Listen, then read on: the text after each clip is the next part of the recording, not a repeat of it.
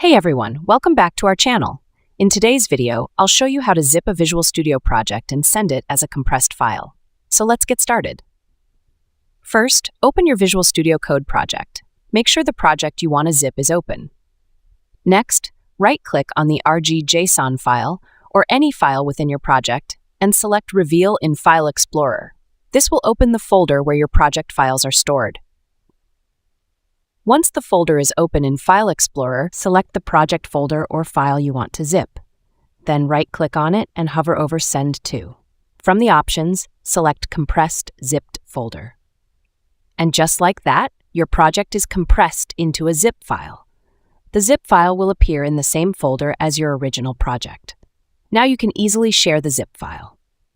And there you have it. You've successfully zipped your Visual Studio project and prepared it for sharing.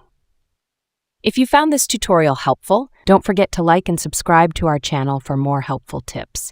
Thanks for watching, and I'll see you in the next video. Have a great day.